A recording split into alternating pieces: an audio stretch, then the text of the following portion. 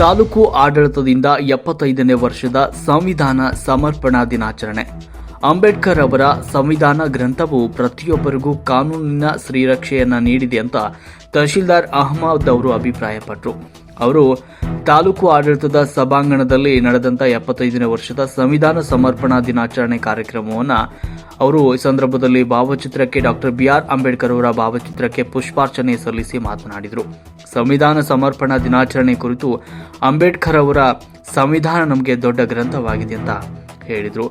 ಸಮಾಜ ಕಲ್ಯಾಣ ಇಲಾಖೆ ಅಧಿಕಾರಿ ಹಾಗೂ ಸಿಬ್ಬಂದಿ ವರ್ಗದವರು ಈ ಕಾರ್ಯಕ್ರಮದ ಮೇಲ್ವಿಚಾರಣೆಯನ್ನು ವಹಿಸಿದರು.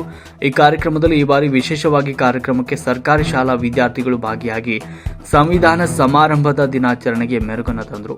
ಇದೇ ವೇಳೆ ತಾಲೂಕಿನ ಸರ್ಕಾರಿ ಪದವಿ ಪೂರ್ವ ಕಾಲೇಜಿನ ಉಪನ್ಯಾಸಕರಾದ ನಂಜೇಗೌಡ ಅವರು ಮಾತನಾಡಿದರು.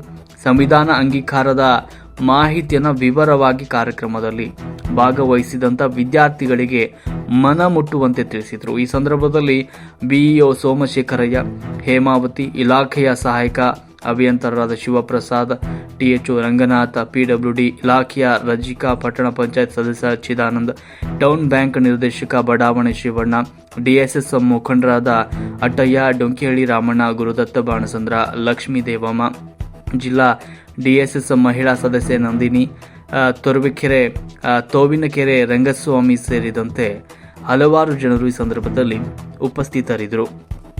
ವರದಿ ಸುರೇಶ್ ಬಾಬು M, ತುರುವೇಕೆರೆ.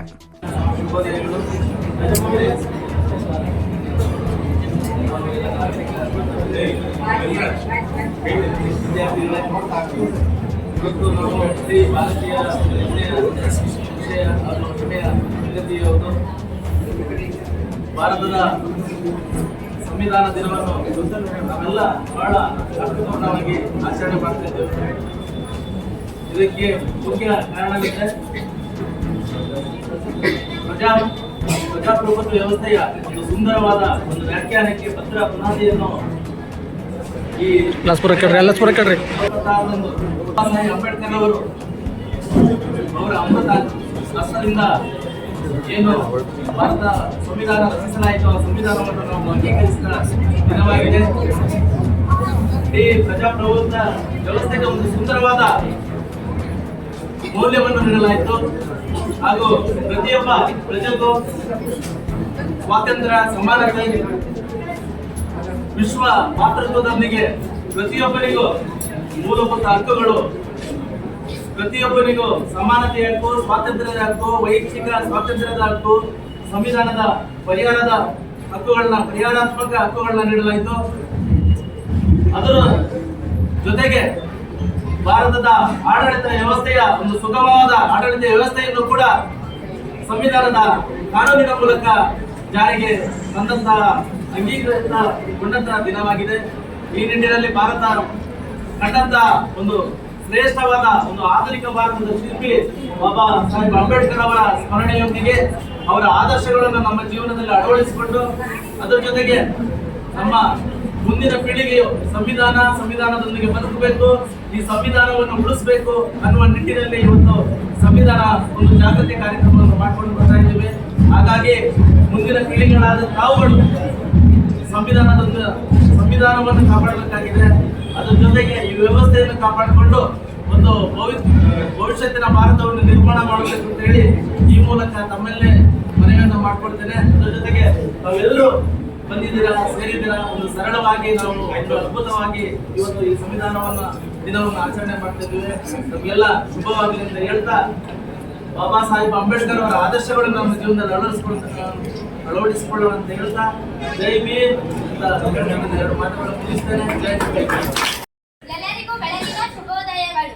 ವೇದಿಕೆಯಲ್ಲಿ ಆಸೀನರಾಗಿರುವಂತಹ ಅಧಿಕಾರಿ ವರ್ಗದವರಿಗೆ, ಗಣ್ಯ ವ್ಯಕ್ತಿಗಳಿಗೆ ಸಂವಿಧಾನದ ದಿನದ ಶುಭಾಶಯಗಳು.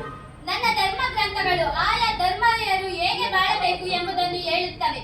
ಆದರೆ ಎಲ್ಲ ಧರ್ಮೀಯರು ಹೇಗೆ ಬಾಳಬೇಕು ಎಂಬುದನ್ನು ನಮ್ಮ ಸಂವಿಧಾನ ಮಾತ್ರ ಹೇಳುತ್ತದೆ ಎಂಬ ಮಾತಿದೆ. ಅದು 100ಕ್ಕೆ 100 ಸತ್ಯ. ನಮ್ಮ ದೇಶದ ಸಂವಿಧಾನಕ್ಕೆ ತನ್ನದೇ ಆದಂತಹ ಇತಿಹಾಸ, ಮಹತ್ವ ಹಾಗೂ ಲಿಖಿತ ಸ್ವರೂಪವಿದೆ. ಜಗತ್ತಿನಲ್ಲಿಯೇ ಅತಿ ದೊಡ್ಡ ಲಿಖಿತ ಸಂವಿಧಾನ ನಮ್ಮದು. ಡಾಕ್ಟರ್ ಬಾಬಾ ಸಾಹೇಬ್ ಅಂಬೇಡ್ಕರ್ ಅವರಿಂದ ರಚನೆಯಾಗಿರುವ ಸಂವಿಧಾನದಲ್ಲಿ ಎಲ್ಲ ವರ್ಗಗಳ, ಎಲ್ಲ ಸ್ತರದ ಜನರ ಹಿತವಿದೆ. ಜೊತೆಗೆ ನಮ್ಮ ದೇಶದ ಪ್ರಜಾಪ್ರಭುತ್ವವಿದೆ. ಭದ್ರ ಬುನಾದಿಯು ನಮ್ಮ ಸಂವಿಧಾನ.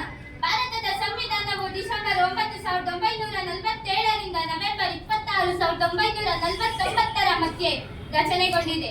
ಡಾಕ್ಟರ್ ಬಾಬಾ ಸಾಹೇಬ್ ಅಂಬೇಡ್ಕರ್ ಅವರ ನೇತೃತ್ವದಲ್ಲಿ ರಚಿಸಲ್ಪಟ್ಟ ನಮ್ಮ ಭಾರತದ ಸಂವಿಧಾನವು ಸರ್ಕಾರಿ ಕಚೇರಿ, ಶಾಲಾ ಕಾಲೇಜುಗಳಲ್ಲಿ ಈ ದಿನವನ್ನು ಆಚರಣೆ ಮಾಡಲಾಗುತ್ತದೆ.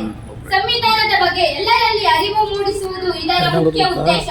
ನಮ್ಮ ಸಂವಿಧಾನ ದೇಶದ ಜನರನ್ನು ಸಶಕ್ತಗೊಳಿಸಿದೆ, ಸರ್ವರಿಗೂ ಸಮಾನತೆ ಒದಗಿಸಿದೆ, ಮೂಲಭೂತ ಹಕ್ಕುಗಳನ್ನು, ಕರ್ತವ್ಯಗಳನ್ನು ನೀಡಿದೆ.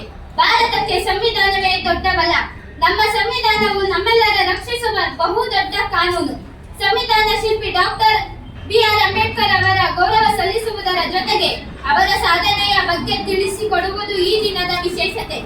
ಇಂದು ಭಾರತದ ಸಂವಿಧಾನವು ವಿಶ್ವದಲ್ಲೇ ದೊಡ್ಡ ಸಂವಿಧಾನ ಎಂಬ ಹಿರಿಮೆ ಇದೆ. ನವೆಂಬರ್ 26ರ ಸಂವಿಧಾನ ದಿನ ಆಚರಿಸಿರುವಂತಹ 2015ರ ನವೆಂಬರ್ 19ರಂದು ಭಾರತದ ಸರ್ಕಾರ ಅಧಿಕೃತವಾಗಿ ಆದೇಶ ಹೊರಡಿಸಿತು ಎಂದು ಹೇಳುತ್ತಾ ನನ್ನ